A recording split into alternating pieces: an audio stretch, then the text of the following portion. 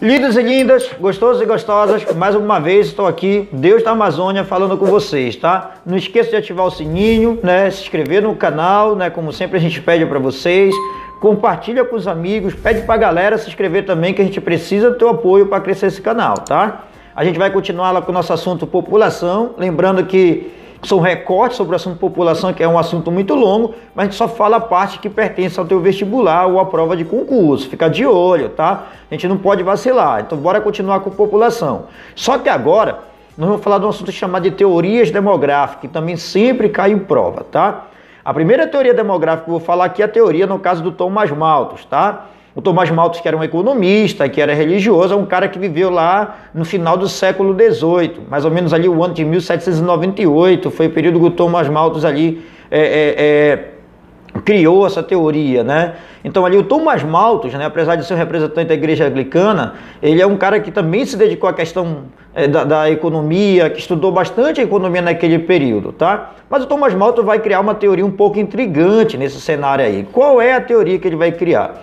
É que o Thomas Malthus, lá no século XVIII, vai perceber que a população estava crescendo de uma forma absurda, de uma forma muito descontrolada. Segundo Thomas Malthus, a população estava crescendo de uma forma geométrica. E aí ele dizia que de 25 em 25 anos, a população ia dobrar no caso de tamanho. Isso poderia gerar uma crise. Até porque também, segundo Thomas Malthus, a produção de alimento ela não conseguia acompanhar o crescimento da população. Isso poderia levar a uma crise. Ele vai dizer que a produção de alimento ela vai crescer de uma forma aritmétrica, ou seja, uma proporção bem menor do que a produção, no caso do que o número da população. E aí o Thomas Malthus previa que se por acaso continuasse dessa maneira, o mundo poderia entrar em colapso, poderia faltar alimento, uma série de coisas. E aí Thomas Malthus, apesar de ser, né, representante da igreja anglicana ali, o Thomas Malthus vai ser a favor da guerra, vai ser a favor da epidemia, da fome, da miséria, porque ele acreditava que essa era uma forma, no caso, que tinha de fazer o controle da população, né? Lógico, o Thomas Malthus naquele cenário é uma visão um pouco equivocada a gente avaliar a visão do Thomas Malthus naquele período, né? Mas o Thomas Malthus em si não esteve certo na sua teoria porque ele não analisou as mudanças que ocorriam a partir do século XIX e a partir do século XX, principalmente as mudanças tecnológicas. Mas apesar de estar errada a teoria do Thomas Malthus, perdurou durante muito tempo. Só foi mudar essa visão em torno da população a partir da década de 60. Na década de 60, por exemplo, a galera pegou a obra do Thomas Malthus, foi ler, né? E aí criou uma teoria chamada teoria neomalthusiana. Lembra que ali a década de 60 é pós-Segunda Guerra Mundial. E ali durante a Segunda Guerra Mundial morreu muita gente. E logo após a Segunda Guerra, a galera vai começar a incentivar, os governos vão começar a incentivar a população a ter filho. E aí o governo incentivando, a população começou a fazer uma grande quantidade de filhos. Aí quando chegou a década de 60, 70, ali nós vamos ter o período que nós vamos chamar no caso do Baby Boom, que é a explosão de bebê pelo mundo. E aí isso preocupou os governos a nível mundial. A galera começou a ler o livro do Thomas Malthus, né? Na década de 60 ali, e criou a teoria que nós vamos chamar neomalthusiana. Neo vem de novo malthusianismo. Eles defendiam o controle populacional, né, até para o mundo não entrar em colapso, só que esse controle populacional teria que ser através dos métodos contraceptivos, né, que se tornou muito comum a partir da década de 70, a utilização dos métodos contraceptivos como forma de evitar filho, tá? Então tá aí a teoria neomalthusiana, surge a partir da década de 70 com o intuito de evitar o crescimento populacional, mas através dos métodos contraceptivos, tá? Então tá aí bacaninha para você não esquecer.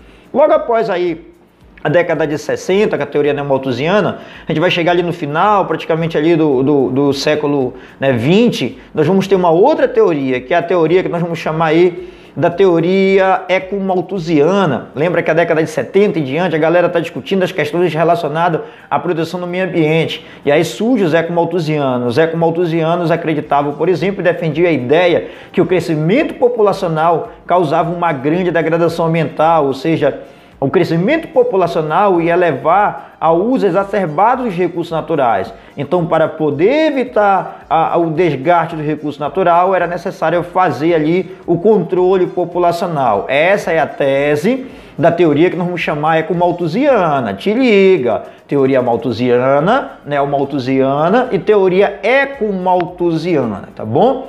E ali já a partir dos anos 90, eu já vou ter uma outra teoria, que é a teoria que nós vamos chamar, no caso, teoria reformista. A teoria reformista praticamente é um tapa na cara da galera, né, que pensou anteriormente sobre população. Porque a teoria reformista vai dizer que o crescimento populacional ele está relacionado justamente pela falta de educação da população. A população não tem acesso a saneamento básico, a população não tem acesso, por exemplo, ao estudo, e quando a população não tem acesso ao estudo, as mulheres ficam longe do mercado de trabalho, ou seja, segundo a teoria, que nós vamos chamar no caso reformista, que ela impõe e exige, né, que sejam feitas reformas políticas, econômicas, ao ponto de atender a população, a teoria reformista defende que se por acaso não houver essas reformas, automaticamente o número da população vai continuar crescendo. E aí, se o número da população cresce, aí sim pode ser um desastre. Então, diferente das outras teorias, a teoria reformista diz que é necessário investir em educação. Afinal de contas, né, a teoria reformista acredita que não adianta existir métodos contraceptivos se a galera, por exemplo, não tem o hábito de utilizar ou não sabe como utilizar os métodos contraceptivos. Eu acho que vocês devem entender muito bem essa história, né? Aqui o Brasil é cheio de método contraceptivo, mas a maioria da galera, por exemplo, não sabe utilizar. Vou te dizer um caso específico aqui, as meninas que tomam a pílula dia seguinte. A pílula dia seguinte tem meninas que, por exemplo, se ela mantém relação sexual 2 ou 3 vezes na semana, são 2 ou 3 vezes na semana que ela toma a pílula dia seguinte, né? Ainda tem aqueles meninos que fazem cagada que é pior, né? Qual é a cagada que ele faz? É que ele mantém a relação sexual ali, e aí sem preservativo, depois ele vai comprar lá a pílula dia seguinte, né? Ele compra aquela caixa que vem 2, aí ele pega, toma uma e dá outra pra menina que dá uma cagada depois, né? Mas, cara, né? Não vou entrar muito em detalhe nisso daí porque é muita treta, mas fica de olho. 4 teorias demográficas. A teoria malthusiana, que acreditava no crescimento da população de uma forma geométrica, o crescimento, no caso de alimento, de uma forma aritmétrica. Defendia a ideia da fome, da miséria, das epidemias, para fazer o controle populacional. A teoria neo-malthusiana da década de 60, né, defende a ideia do controle populacional através dos métodos contraceptivos.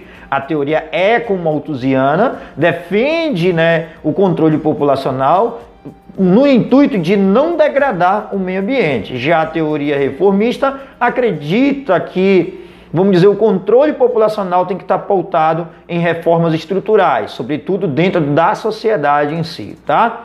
Então é isso, galera, sobre teoria populacionais. Um beijão do Deus da Amazônia. Ativa, compartilha, né? Inscreva-se no canal, dê força pra gente. Valeu, Deus da Amazônia tá na área com vocês, tá?